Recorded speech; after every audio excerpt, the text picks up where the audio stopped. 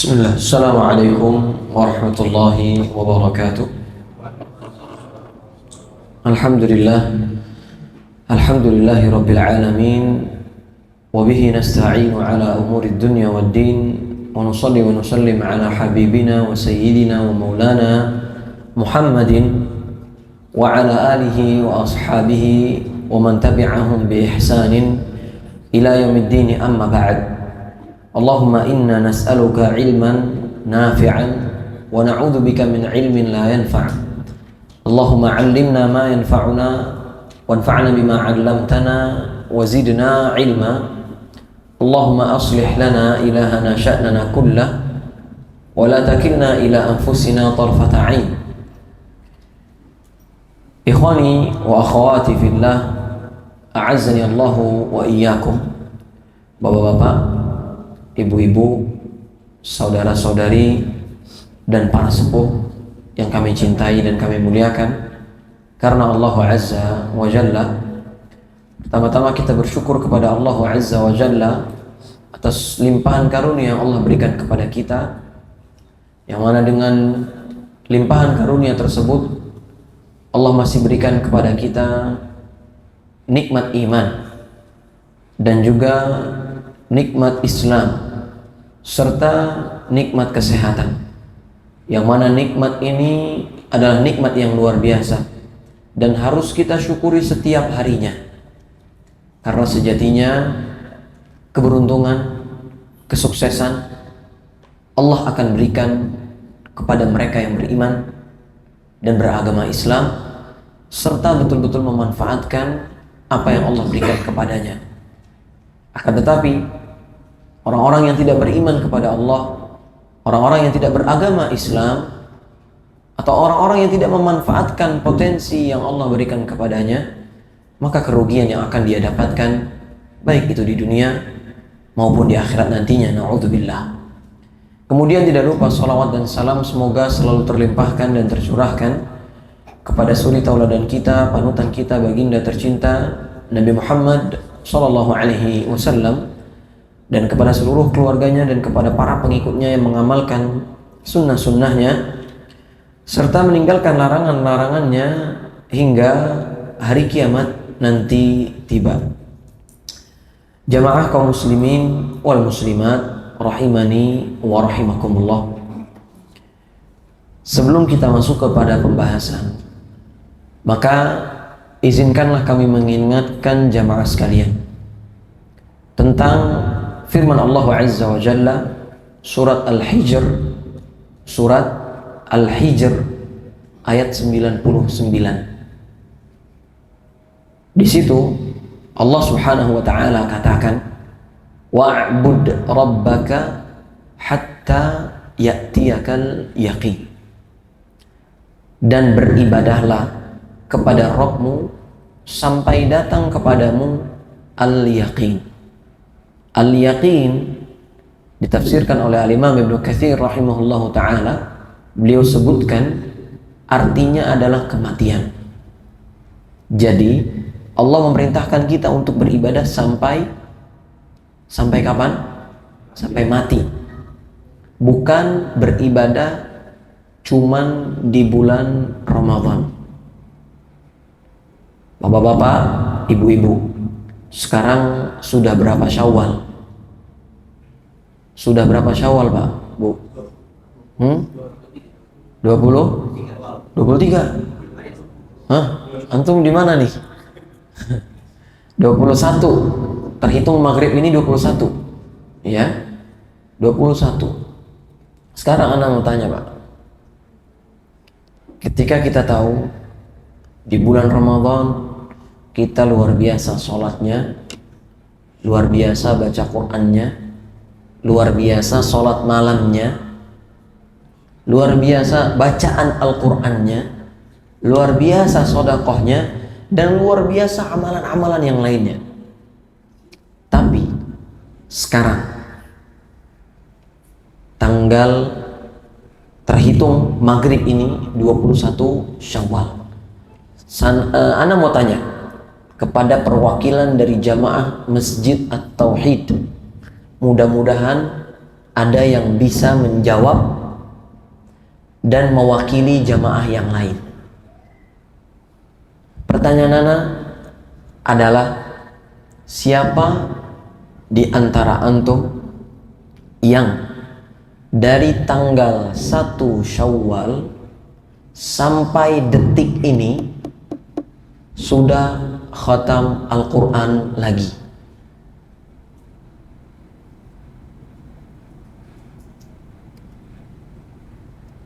Ada Pak?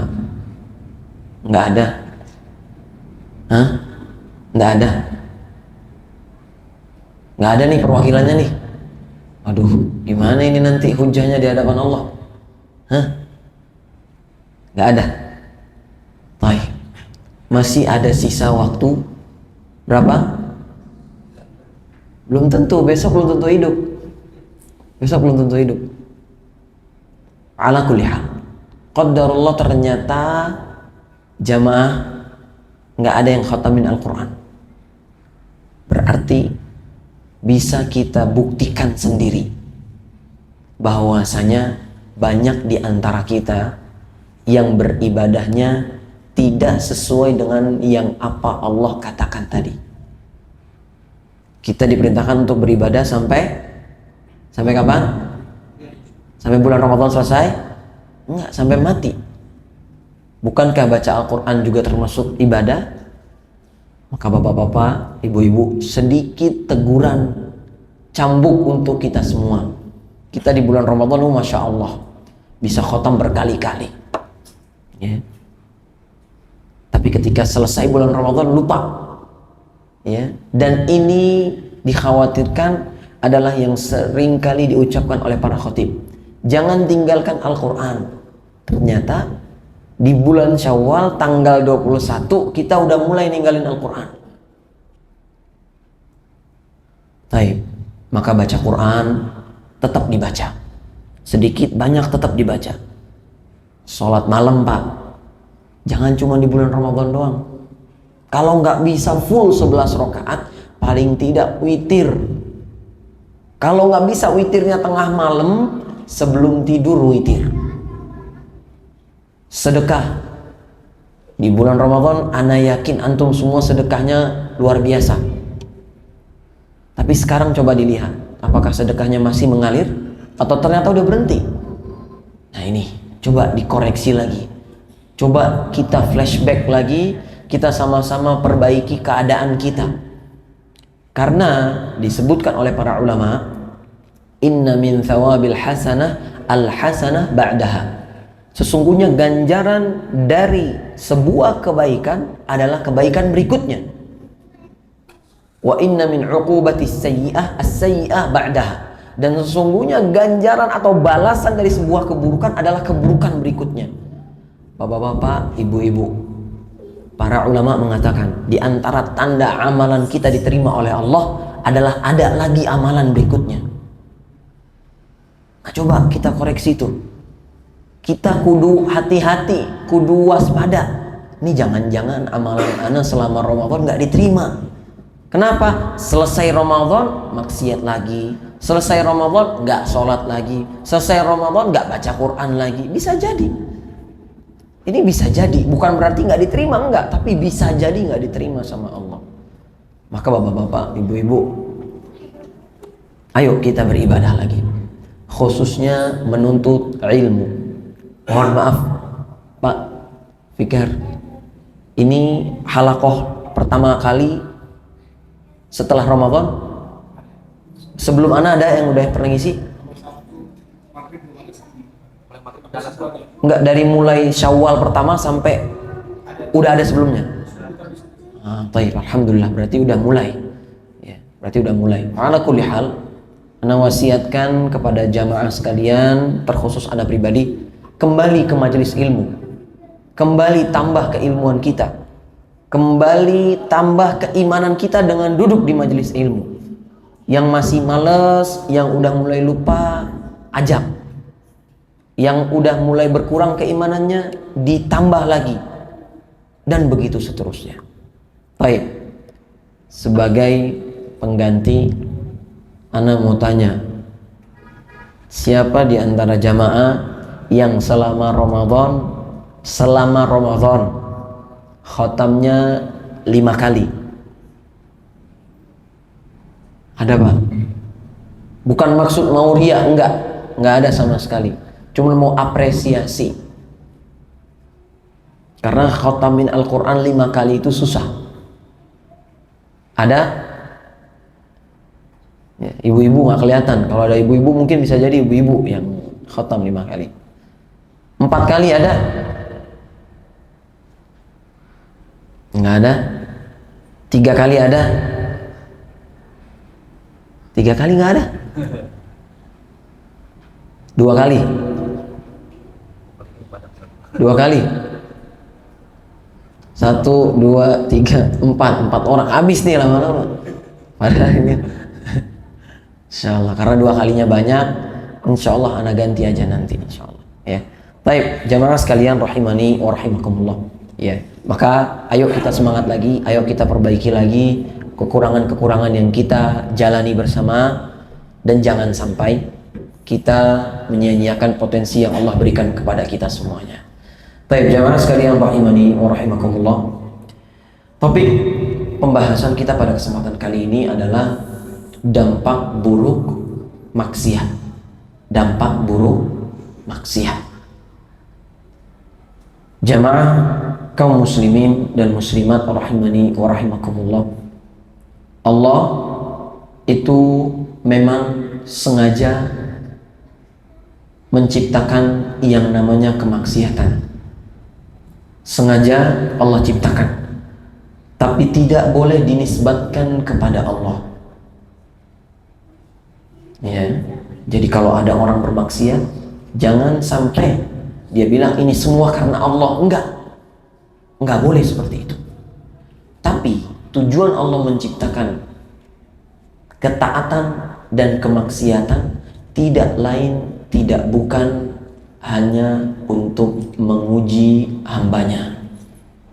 Dan ini sudah menjadi fitrah bagi kita sebagai manusia. Setiap kita pasti melakukan kesalahan. Suka, tidak suka, mau, tidak mau, pasti pernah melakukan kesalahan. Kenapa demikian? Bagaimana tidak? Nabi Muhammad SAW pernah katakan, kullu bani Adam khata'. Setiap anak Adam pasti pernah melakukan kesalahan dan suka melakukan kesalahan. Ya. Wa khairal khata'ina tawwabun. Dan sebaik-baik orang yang melakukan kesalahan adalah mereka yang bertaubat, bukan mereka yang terus-terusan bermaksiat terus nyaman. Nah, ini salah. Ini salah. Tapi kalau kita melakukan kesalahan, hendaknya kita bertaubat. Kenapa demikian jamaah sekalian? Karena sejatinya kemaksiatan itu menimbulkan atau memiliki efek samping. Kemaksiatan memiliki efek samping. Ya. Al-Imam Ibnul Qayyim rahimahullahu ta'ala, beliau memberikan perumpamaan. Yang namanya maksiat itu ibarat racun bagi tubuh. Maksiat ibarat racun bagi tubuh. Yang namanya racun itu pasti bermacam-macam efeknya, betul Pak? Ada racun yang kalau orang makan atau minum racun tersebut langsung berimbas, entah itu langsung mati, langsung kejang-kejang, dan lain seterusnya. Ada juga racun yang nggak langsung menimbulkan imbas, menimbulkan efek, enggak. Jadi setelah beberapa lama baru dia mengeluarkan efeknya. Nah, ini jamaah sekalian, ketahuilah bahwasanya begitu pula kemaksiatan. Yang namanya maksiat itu ada efek sampingnya. Entah itu efek sampingnya didapatkan oleh pelaku kemaksiatan itu di detik itu juga, atau di beberapa waktu kemudian. Terkadang ada orang yang bermaksiat, kemudian dia tidak bertaubat. Hingga akhirnya Allah hukum dirinya di waktu itu juga. Dan ini contohnya banyak, Pak. Betapa banyak bapak-bapak, ibu-ibu yang sudah tahu kemarin kejadian di Glodok kalau nggak salah kan? Ya kan? Antum ingat kan? Di diskotik tuh. Kira-kira mereka lagi sholat atau lagi ngapain, Pak? Lagi baca Quran atau lagi ngapain? Lagi ngisi kajian atau lagi ngapain, Pak? Pasti lagi apa? Dugem, joget-joget lah, minum minuman keras lah, ngobat lah, dan lain sebagainya. Hingga akhirnya Allah hukum. Semua itu pasti hukuman dari Allah Subhanahu wa Ta'ala. Yakin kita sebagai orang yang beriman, ya. Ma asabakum min musibatin fabima kasabat aydikum. Tidaklah musibah yang menimpa kalian, melainkan itu semua datangnya dari tangan-tangan kalian sendiri. Allah yang bilang. Jadi ini contoh maksiat ada efek samping. Efek sampingnya ada yang langsung Allah kasih, ada yang nanti. Contoh yang nanti apa, Pak? Sekarang banyak di antara orang-orang yang Allah berikan kekayaan. Allah berikan kekayaan. Tapi apa? Dia nggak sholat, dia nggak berbakti sama orang tuanya, bahkan dia sampai ngambil uang yang bukan haknya. Sekarang dia belum kena hukuman, dia belum diapa-apain sama Allah, tapi nanti cepat atau lambat akan tercium bau kemaksiatan yang dia lakukan. Seperti orang-orang yang korupsi. Orang yang korupsi, apakah hari pertama korupsi langsung ketahuan? Enggak kan? Tapi lama-lama akhirnya ketahuan.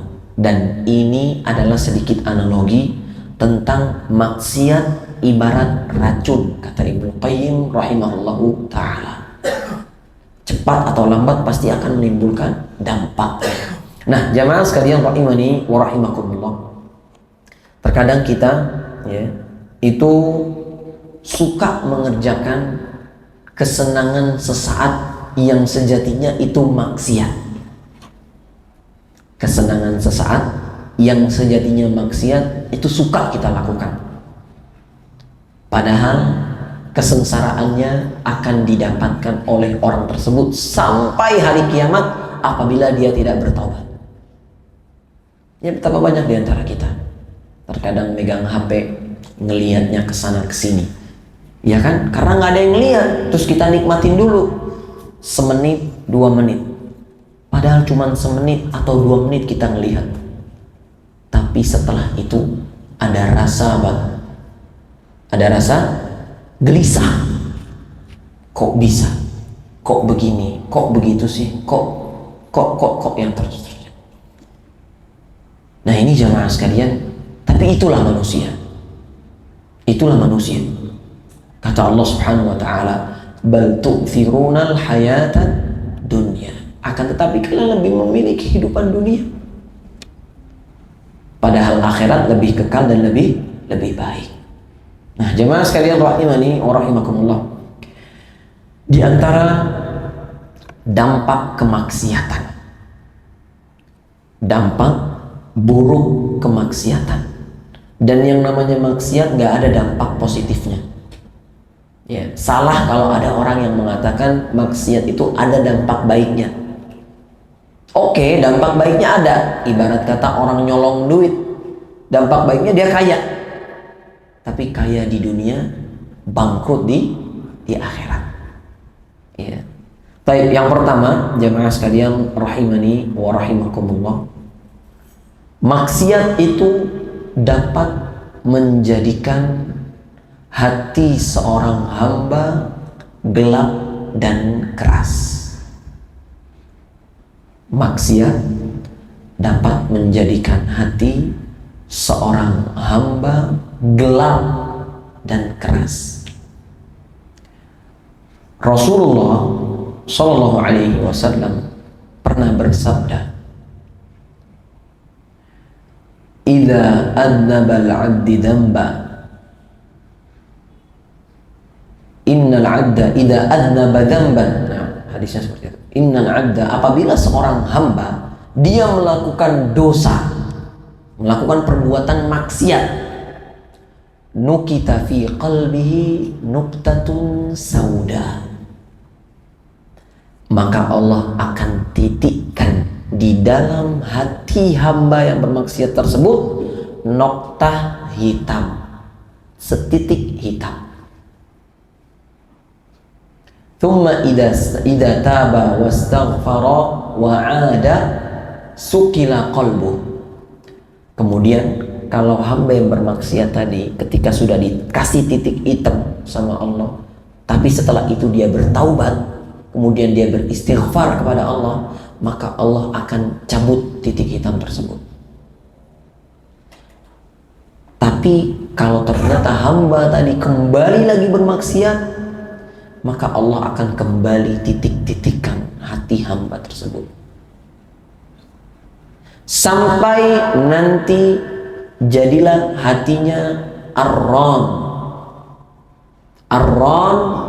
sampai jadi nanti hatinya ron, menghitam, betul-betul menghitam sebagaimana yang Allah sebutkan dalam surat Al-Mutaffifin. Kalla bal rana ala qulubihim ma kanu yaksibun. Sekali-kali tidak, akan tetapi hati mereka sudah menjadi hitam, sudah tertutup atas perbuatan yang mereka lakukan. Bapak-bapak, ibu-ibu, cepat atau lambat ketika kita bermaksiat, pasti hati kita akan menjadi hitam dan gelap. Tapi terkadang banyak di antara kita yang tidak sadar bahwasanya hatinya sudah menghitam. Di antara buktinya apa? Buktinya dia tidak lagi mau menerima kebenaran, dan dia tidak lagi mau menerima atau menyadari bahwasanya yang dia lakukan itu adalah sebuah kesalahan. Itu ciri-ciri hati seseorang sudah menghitam. Pak, jangan datengin kuburan, apalagi sampai minta ke penghuni kuburan. Ah, nggak apa-apa, ini kan orang soleh. Pak, Nabi nggak pernah melakukan yang seperti itu. Alah, nggak tahu ente, ini kan baik. Orang yang seperti ini dikhawatirkan hatinya sudah menghitam dan tidak mau menerima hidayah. Padahal Allah kalau diminta ngasih atau enggak? Ngasih.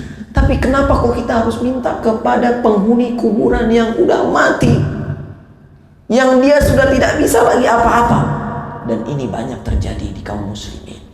Sangat disayangkan ketika ada yang mengingatkan, ketika ada yang menasehati, dibilang ente sok tahu, ente masih kecil, ente sok alim, dan lain seterusnya. Allahul musta'an. Ya.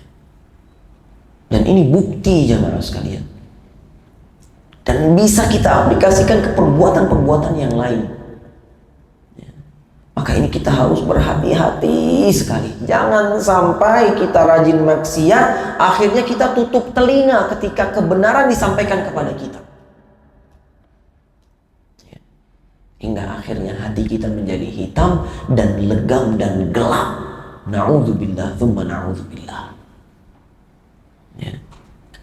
Al-Imam atau sahabat Nabi yang mulia Abdullah bin Abbas radhiyallahu ta'ala anhu, beliau pernah berkata, dosa demi dosa yang dilakukan oleh seorang hamba akan menutup hatinya hingga hatinya menjadi hitam dan keras.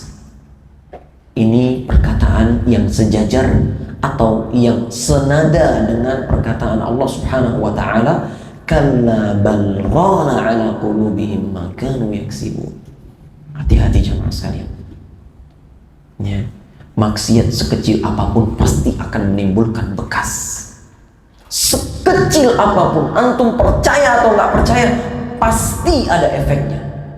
Dan efeknya ke hati kita. Ya.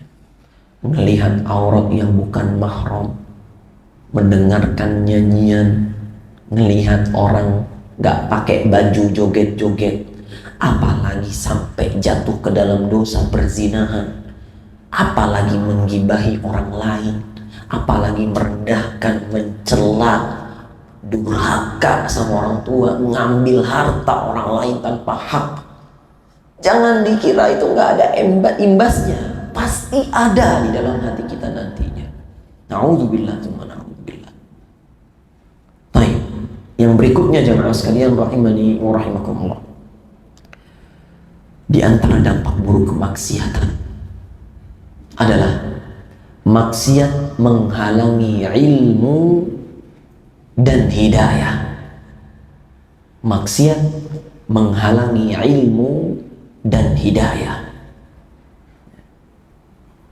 Di dalam sebuah hadis Nabi SAW dibawakan oleh dibawakan oleh Al-Imam Ahmad, beliau mengatakan, innal abda la yuhramur rizqa bidhanbin yusibuhu. Sesungguhnya seorang hamba itu akan terhalangi dari mendapatkan rezeki dikarenakan kemaksiatan yang dia lakukan. Bapak, ibu, saya mau tanya, lebih berharga mana, ilmu atau harta? Lebih berharga mana, ilmu atau harta, Pak? Ilmu, Pak. Karena kebanyakan harta itu dapat menggelincirkan seseorang. Tapi ketika seseorang berilmu, meskipun hartanya sedikit atau hartanya banyak, harta tersebut tidak akan menguasai dirinya. Dan pengalaman kita sudah kita ketahui bersama. Betapa banyak orang yang punya harta tapi ternyata jahat kepada orang lain. Betapa banyak orang yang punya harta tapi sombong kepada orang lain. Tapi kita lihat orang yang berilmu, meskipun hartanya banyak, hartanya dapat dia tundukkan, dia keluarkan untuk sedekah, dia keluarkan untuk bantu jamaah, dia keluarkan untuk memberi makan tetangganya, dia keluarkan untuk menyantuni anak yatim, dan seterusnya.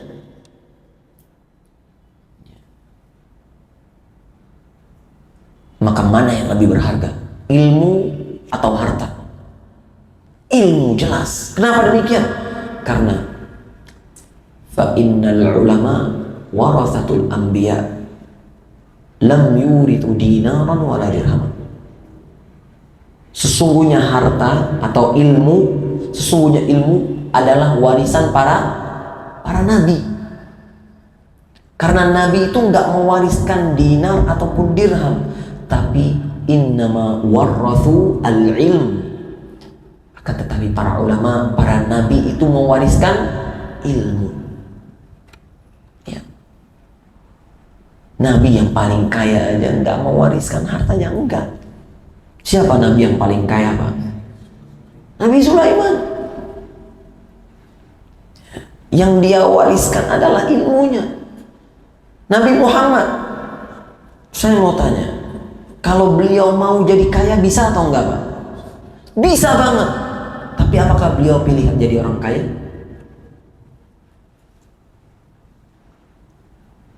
Beliau lebih mementingkan kehidupan akhirat. Dan kita harus seperti beliau. Kita harus seperti beliau. Baik, maksiat dapat menghalangi seseorang dari mendapatkan ilmu dan hidayah. Betapa banyak orang yang sukanya maksiat, akhirnya nggak pernah mau untuk mendengarkan kebenaran. Ketika dinasehatin, Pak, sholat itu wajib. Enggak. Sholat itu nggak wajib, kata siapa? Bahkan sampai ada yang mengatakan, yang penting sholat itu mengingat Allah, kata dia. Ya. Dengan hujah, apa hujahnya? Lupa saya. Insyaallah. Astagfirullah. Fa'ala kulli hal, dia mengatakan bahwasanya yang penting kita sudah mengingat Allah, itu selesai. Itu udah dianggap sholat. Ya, Allahul musta'an. Ya, Allahul musta'an. Dan banyak contoh kasus-kasus yang seperti ini, Pak. Ya, apalagi kalau kita orang punya teman sukanya maksiat, diajak ngaji susah pasti. Pasti susah. Kenapa? Ya karena kemaksiatan dia sendiri. Dan hidayah nggak kunjung datang. Ya. Hidayah nggak kunjung datang. Contoh, Pak. Contoh. Antum tahu Abu Lahab? Antum tahu Abu Jahal? Tahu kan? Antum tahu Abu Talib? Abu Talib, kalau boleh dibilang, kita ngasih perumpamaan, beliau, Abu Talib, adalah panitia kajiannya Nabi Muhammad. Betul atau tidak? Betul atau tidak? Betul kan? Karena kalau beliau berdakwah, terus ada yang ngalangin, siapa yang jadi pagar pertamanya? Abu Talib. Tapi lihat, dikarenakan kemaksiatan yang beliau lakukan, yaitu menyembah kepada selain Allah dan lebih memilih agama nenek moyang. Akhirnya apa? Apakah masuk apa yang beliau sallallahu alaihi wasallam sampaikan kepada Abu Talib? Abu Jahal, Abu Lahab, sezaman sama Nabi. Kenapa? Ya karena kemaksiatan itu akhirnya terhalangi mereka dari mendapatkan ilmu dan hidayah. Ya. Dan ini banyak kasusnya di lapangan sekarang. Fa'ala kulli hal, di antara contoh yang konkret adalah Al-Imam Asy-Syafi'i rahimahullah ta'ala. Siapa yang tahu nama asli Al-Imam Asy-Syafi'i? Nah, tafadhal Pak. Angkat tangan ya. Angkat tangan kalau mau jawab. Barakallahu fiik. Muhammad bin Idris Asy-Syafi'i rahimahullah ta'ala. Beliau itu terkenal dengan hafalannya. Pada suatu hari beliau ngadu ke gurunya. Siapa gurunya? Waqi' Ibn al-Jarrah rahimahullah ta'ala. Beliau ngadu, syakautu ila Waqi' su'a hifdhi. Aku mengadu kepada Waqi' tentang jeleknya hafalanku. Kenapa kok bisa seperti itu? Cuman katanya gara-gara Imam Syafi'i melihat betis perempuan, langsung dia buyar hafalannya. Wa arsyadani ila tarkil ma'asi. Kemudian Imam Waqi' memerintahkan kepadaku untuk tinggalkan kemaksiatan. Wa qala li bi anna al-ilma nurun. Dan Imam Waqi' mengatakan kepadaku sesungguhnya ilmu itu adalah cahaya. Wa nurullah la yu'ta aw la yuhda li'asi. Dan cahaya Allah gak akan Allah kasih kepada orang yang suka bermaksiat. Ya. Padahal Imam Syafi'i cuman sekali, itu pun gak sengaja, ngelihat betis perempuan. Tapi beliau ngadu hafalannya berantakan. Dan beliau menganggap ini perkara yang besar. Akhirnya dinasihati oleh gurunya, tinggalin tuh maksiat. Karena kemaksiatan dapat menghilangkan cahaya Allah subhanahu wa ta'ala dalam bentuk ilmu. Wallahu a'lam bishawab. Kita lanjutkan setelah salat insyaallah taala. Barakallahu fiikum. Bismillah. Assalamualaikum warahmatullahi wabarakatuh. Alhamdulillah, salatu wassalamu ala Rasulillah wa la haula wa la quwwata illa billah. Amma ba'd. Ikhwani wa akhwati fillah, bapak-bapak, ibu-ibu, saudara-saudari, para sepuh yang kami muliakan dan kami cintai karena Allah Azza wa Jalla. Kita lanjutkan pembahasan kita.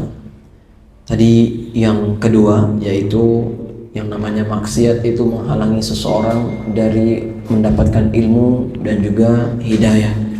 Kemudian yang berikutnya adalah Di antara dampak buruk maksiat adalah maksiat dapat menyebabkan datangnya bala dan musibah.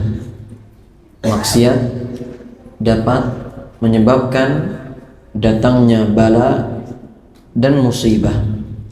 Allah Subhanahu wa taala katakan dalam surat Asy-Syura ayat 30. Asy-Syura ayat 30. Allah Subhanahu wa taala katakan, "Wa ma asabakum min musibatin fabima kasabat aydikum wa ya'fu 'an katsir." Dan tidaklah suatu musibah yang menimpa kalian melainkan itu semua datangnya dari tangan-tangan kalian sendiri. Dan Allah adalah zat yang maha mengampuni banyak hal. Nah, jamaah sekalian rahimani wa rahimakumullah, dan ini nyata. Ini adalah sebuah kenyataan dan yang pernah terjadi di zaman Nabi siapa? Nabi Lut alaihi salam. Apa musibah yang mereka lakukan? Kaumnya LGBTQ plus apa itu sebutannya, atau yang bisa dikatakan dengan homoseksual, atau dengan bahasa Arabnya liwat ya. Ini dikarenakan penyakit atau kelainan yang mereka alami, dan mereka sampai mengajak Nabi Lut untuk melakukan yang demikian, tapi Nabi Lut tidak mau dan membantah, hingga akhirnya apa? Kata mereka, keluarkan si Lut dan kaumnya ini. Sungguh mereka adalah kaum yang sok suci, kata pelaku kemaksiatan tersebut. Akhirnya apa Pak? Apa hukuman yang Allah berikan kepada kaum Sodom? Diangkat, dibalik. Tuh masih gantung tuh. Setelah dibalik, dijatuhin, udah ketanam, nggak cukup sampai itu, dihujanin pakai batu, diangkat. Coba Pak, kita masjid ini Allah angkat, apa yang antum pikirkan? Apa perasaan antum jadinya? Nggak cukup sampai situ, udah diangkat, diputar balik dulu sama Allah. Diputar balik nih, bingung nggak teman-teman kira-kira? Bingung pasti, khawatir, takut, panik, jelas. Gak cukup sampai situ, Allah hancurkan antum. Di masjid diputar balik, ditenggelamin ke dalam tanah.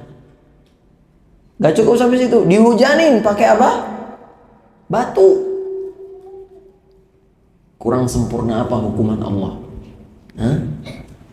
Dan ini adalah salah satu bukti bahwasanya maksiat dapat mendatangkan bala dan musibah. Contoh yang lain Pak, yang namanya maksiat itu dapat mendatangkan bala dan musibah. Terkadang kekurangan-kekurangan yang kita dapatkan dalam menjalani kehidupan itu semua sumbernya dari dosa kita sendiri.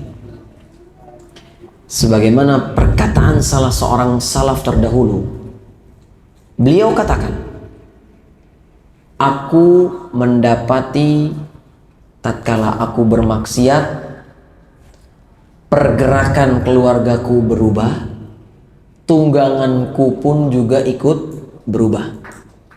Yang tadinya mungkin bisa dibilang istrinya adem gitu, terus tiba-tiba ini jadi banyak ngomel, kok jadi nggak nurut, kok jadi begini dan begitu. Terus tiba-tiba kendaraannya nggak mau jalan, penyakitan dan lain seterusnya. Ternyata setelah dia ulik, ternyata itu karena maksiat yang dia lakukan. Ini orang terdahulu Pak, para salaf terdahulu, ulama mereka, takut mereka kepada Allah. Dan mereka nggak nunjuk orang sana sini, enggak. Ternyata setelah diulik, ternyata dia yang melakukan kesalahan, hingga akhirnya ada imbasnya ke keluarganya, ada imbasnya ke tunggangannya. Maka coba Pak, mulai sekarang mindset kita, kalau istri kita nih orang banyak ngomel aja kerjaannya, nggak mau nurut, ngelawan mulu kerjaan, dan lain seterusnya. Anak juga seperti itu. Kendaraan kita tiba-tiba bocor, tiba-tiba rusak, tiba-tiba ini, tiba-tiba itu. Dagangan kita nggak laku-laku, nggak laris-laris, ada yang nipu dan lain seterusnya. Jangan nyalahin orang lain dulu. Salahin siapa? Salahin diri sendiri dulu. Coba koreksi. Ini ada apa nih? Tadi aneh habis ngapain?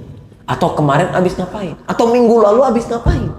Atau sebulan yang lalu, setahun yang lalu, 5 tahun yang lalu habis ngapain? Apa nih kira-kira dosa yang aku lakukan tapi aku tidak bertaubat setelahnya?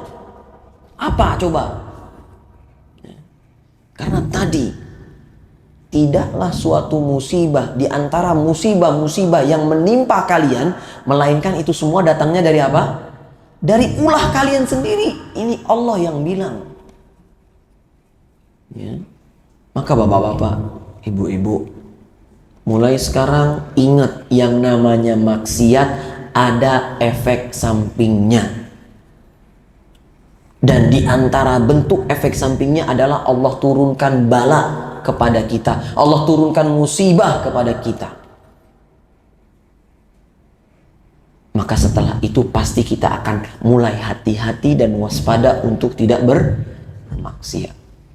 Kalau ternyata Ustadz kayaknya saya nggak pernah bermaksiat nih. Tapi kenapa kok urusan rezeki seret, istri juga nggak mau nurut. Ini ada apa Ustadz? Nggak mungkin. Pasti ada maksiat yang antum lakukan tapi antum tidak sadar. Apalagi di zaman sekarang yang namanya kemaksiatan sudah menjadi normal. Contohnya apa Pak? Contohnya apa Pak? Hah? Menormalisasi yang namanya melihat yang bukan mahram. Itu hampir setiap hari Pak. Terus gimana dong? Terus gimana lagi Ustadz? Ya kan? Bingung antum pasti. Anak pun bingung juga Pak. Bingung juga gimana kita mau ngindarinnya. Tapi Allah Maha tahu. Kapan kita menikmati melihat orang lain dan kapan kita betul-betul enggan untuk melihat orang lain dalam konteks aurat yang bukan mahram. Allah tahu. Allah tahu. Ya. Apalagi sekarang ada HP. Bentar-bentar ada iklan. Bentar-bentar ada ini, ada ceweknya, ada musiknya, ada joget-jogetnya dan lain seterusnya. Ya. Hindari yang seperti ini.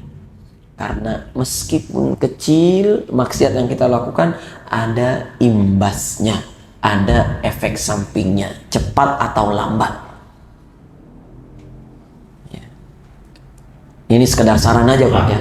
Sekedar saran bagi bapak-bapak atau ibu-ibu yang suka nonton kajian di YouTube. Di YouTube berlangganan. Berlangganan itu lebih selamat dibandingkan antum gak berlangganan. Kenapa demikian? Antum bayangin, lagi denger kajian Pak, tiba-tiba keluar iklan sabun atau iklan HP atau iklan minuman isinya perempuan dan ada musiknya. Terus seperti itu.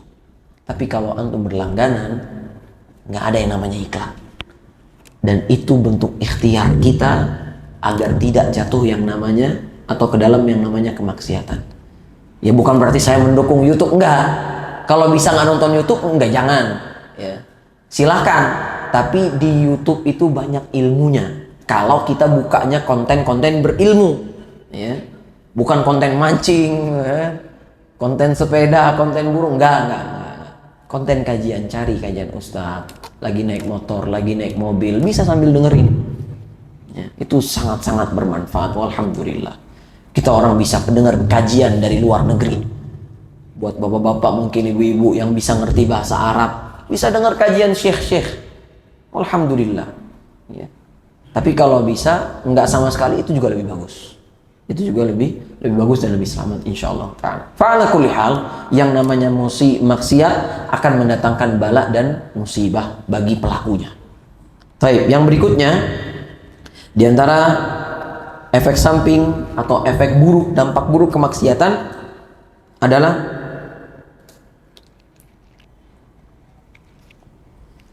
yang namanya maksiat akan menghilangkan keberkahan umur seorang hamba atau mengurangi umur seorang hamba. Maksiat akan mengurangi keberkahan umur seorang hamba atau mengurangi umur hamba tersebut. Yeah.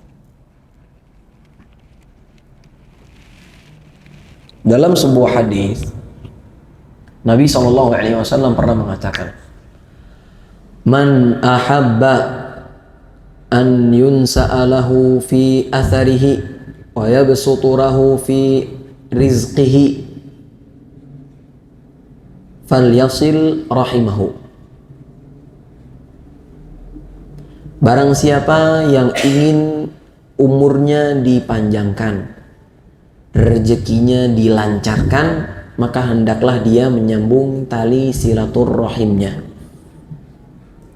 Berdasarkan hadis ini, Syekh Abdul Razak bin Abdul Muhsin Al-Abbad Al-Badr hafizahullah ta'ala, beliau katakan, berarti kalau ada orang yang tidak menyambung tali silaturrahimnya, berarti dia ingin umurnya dikurangi oleh Allah atau rezekinya dipersulit oleh Allah.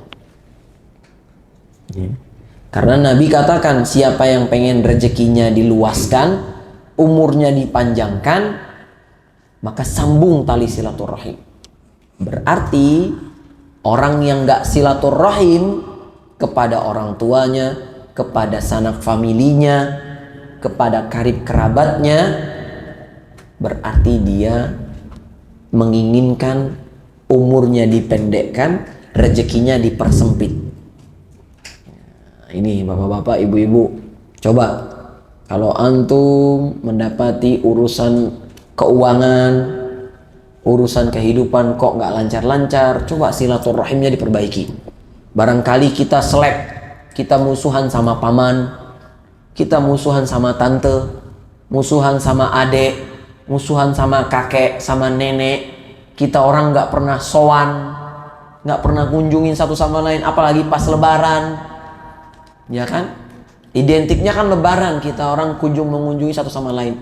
Padahal nggak harus di hari lebaran, nggak harus. Setiap hari kita diperintahkan. Kalau memang ingin rezekinya dilancarkan, diluaskan, dan umurnya dilebarkan, dipanjangkan gitu. Nah ini jamaah sekalian rahimani wa rahimakumullah. Ya. Maka maksiat dapat mengurangi umur seseorang atau keberkahan umur seseorang.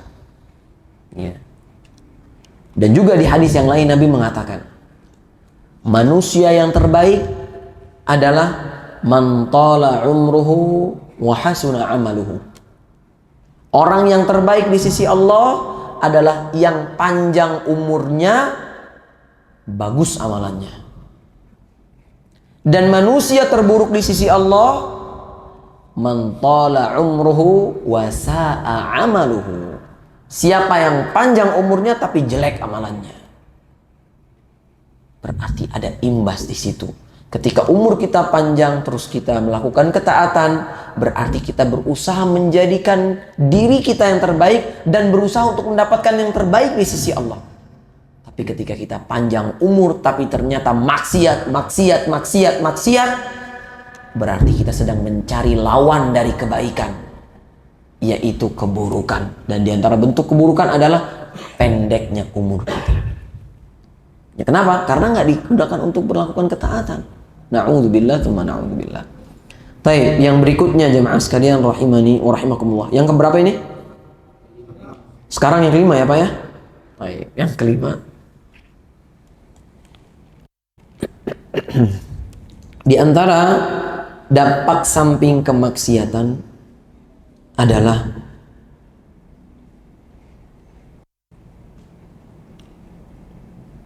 maksiat dapat menjadikan hati seseorang tidak tenang. Maksiat dapat menjadikan hati seseorang tidak tenang. Bagaimana tidak? Ketika seseorang senantiasa mengingat Allah, setiap tindak tanduknya dia kaitkan kepada Allah, pasti hidupnya nyaman. Kecelakaan, dia bilang apa? Qadarullah wa ma syaa fa'al. Selesai. Kalau ditipu orang, dia bilang apa? Ya udah, qadarullah wa ma syaa fa'al. Atau alhamdulillah ala kulli hal. Ketika ditimpa musibah, innalillahi wa inna ilaihi raji'un. Sesungguhnya kita milik Allah dan kepada Allah kita kembali.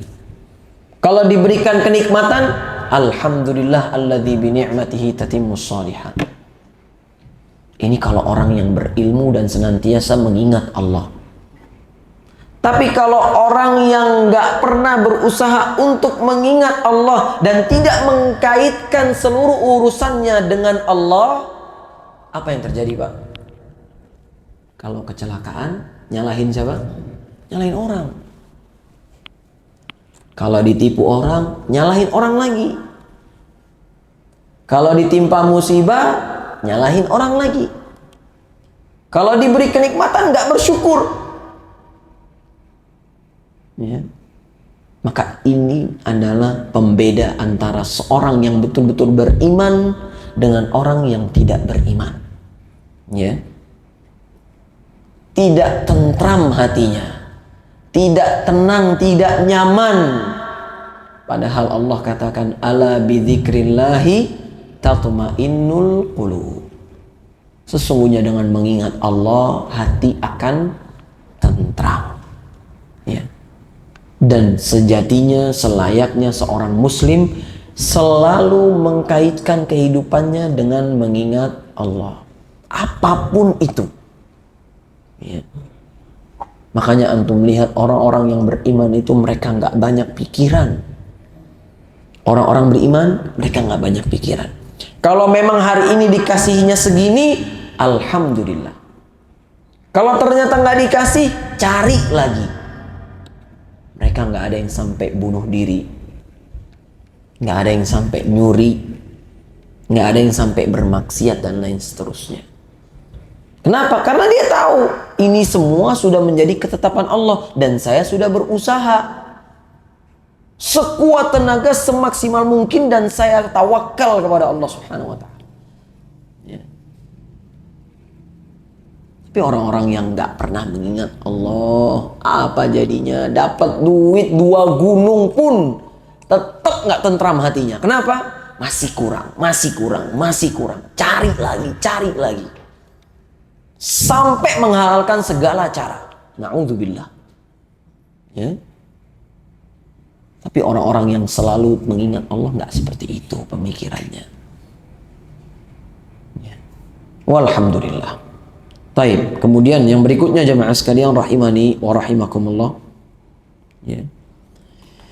Di antara dampak buruk kemaksiatan adalah maksiat dapat menjadikan pelakunya masuk ke dalam neraka, wal'iyadzubillah. Maksiat dapat menjadikan pelakunya dimasukkan ke dalam neraka, wal'iyadzubillah. Nah, ini betul Pak. Yang namanya maksiat tempat kembalinya di mana? Neraka.